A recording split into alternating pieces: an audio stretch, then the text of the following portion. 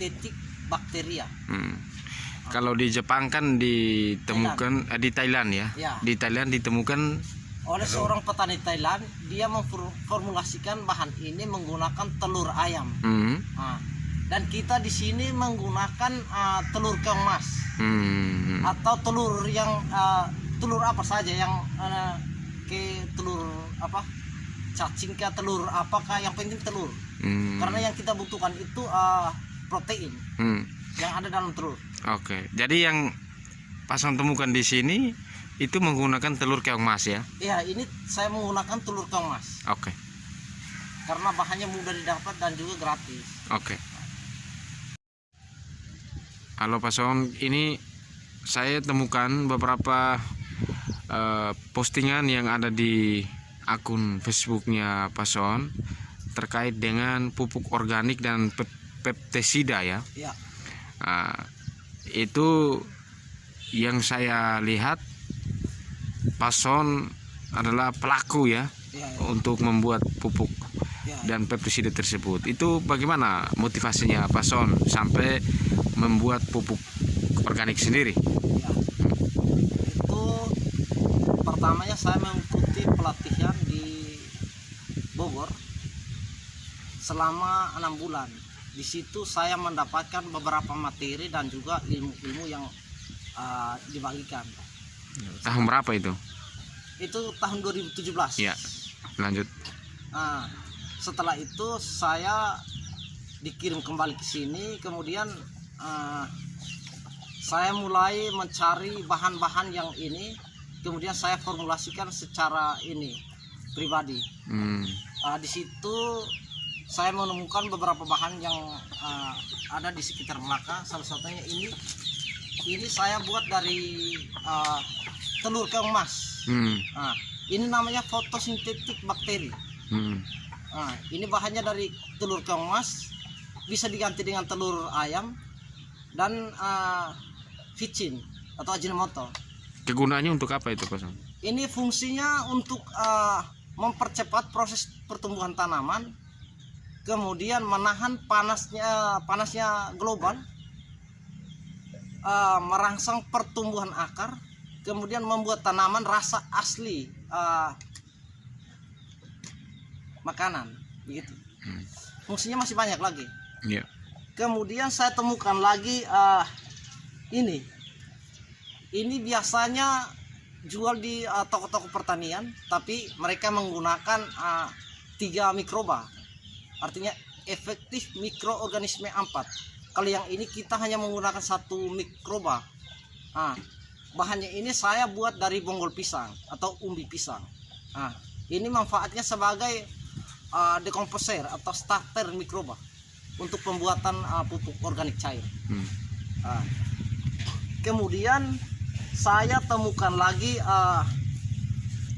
pupuk organik cair yang manfaatnya bisa menetralkan pH tanah atau tanah yang asam-asam atau yang mengandung zat garam. Kemudian sebagai booster atau pendorong untuk mempercepat proses pertumbuhan tanaman dan juga pembuahan dan pembungaan. Ini bahannya saya dapat dari terasi, kemudian dedak padi, kemudian mikrobanya ini saya menggunakan kohe ayam atau tai ayam yang ayam kampung yang belum kena sinar matahari. Kemudian ada lagi satu pupuk yang ini bukan pupuk tapi bakteri ini. Ini namanya nitrobakter. Nitrobakter ini bakteri penghasil nitrogen.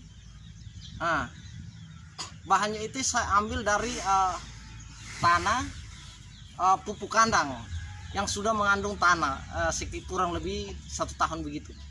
Jadi diambil dengan kedalaman 10 cm.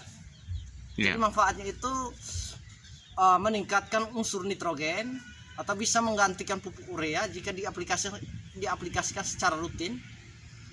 Bisa mengusir hama, kemudian bisa menggemburkan tanah, membuat tanah menjadi lembab atau menjaga kelembapan tanah. Nah, kemudian ada pestisida nabati atau organik. Bahan-bahannya itu mudah didapat. Itu untuk jamur itu saya menggunakan bahan-bahan herbal. Ya, bahan-bahan herbal itu bahan-bahan yang mengandung anti mikroba atau anti bakteri. Salah satunya kunyit sebagai antibakteri, jahe sebagai antibakteri dan antivirus, anti jamur. Kemudian lengkuas atau laos sebagai anti jamur. Kemudian bawang putih sebagai antibakteri. Bahan-bahan itulah yang saya jadikan fungisida. Kemudian untuk hama ulat dan belalang kita gunakan ini untuk semua jenis tanaman ya?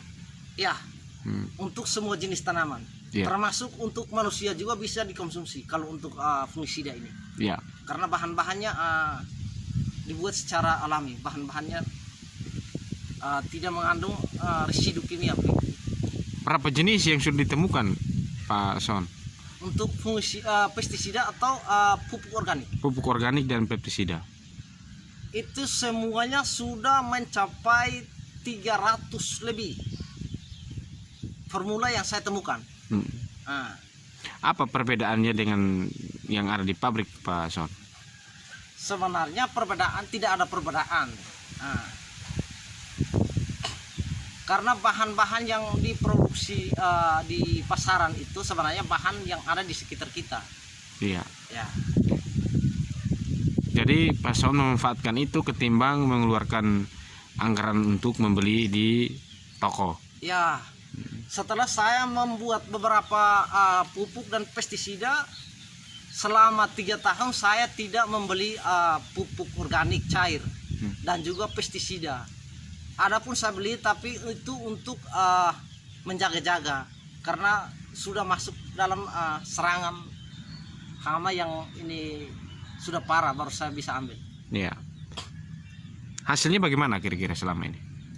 Pakai pupuk organik dengan pestisida ini, Pak Son? Ya, puji Tuhan hasilnya luar biasa karena setelah diaplikasikan secara rutin maka hasilnya itu meningkat secara bisa mengurangi penggunaan pupuk hingga 70-80%. Ya. Karena hasilnya itu tidak beda jauh dengan penggunaan full kimia begitu. Ya.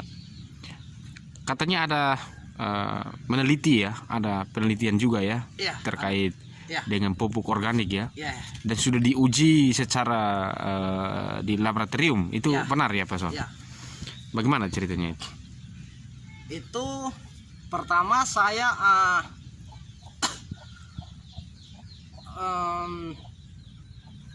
memahami dulu beberapa bahan yang masuk dalam standar SNI begitu.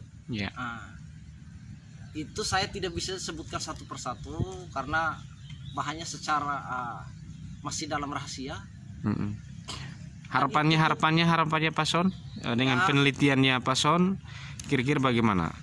Ya, setelah saya coba ternyata pupuk itu bisa kualitasnya bisa menyamai produk-produk pabrikan. Jadi harapan saya semoga ada investor atau yang mau menginvestasikan dana untuk mendirikan pabrik pupuk ini sehingga bisa dimanfaatkan oleh petani-petani di Kabupaten Melaka. Oke. Kemudian harapan saya juga itu salah satu cita-cita saya karena saya telah membuat salah satu buku yang sudah dibagikan kepada Pak Bupati baru. Itu tujuan saya itu agar bisa dipublikasikan kepada petani atau memberikan pelatihan-pelatihan pertanian organik, baik ini untuk pertanian, peternakan dan perikanan kepada kelompok-kelompok tani yang ada di Melaka, sehingga kekayaan alam yang ada di sekitar kita bisa kita manfaatkan. Oke. Pesan Pak Son untuk masyarakat Melaka? Ya, pesan saya sebaiknya kita manfaatkan pupuk bahan-bahan yang ada di sekitar kita. Jadi buat apa kita harus membeli pupuk yang mahal-mahal kalau kita bisa buat sendiri? Saya selalu memberikan postingan-postingan mengenai pupuk organik cair.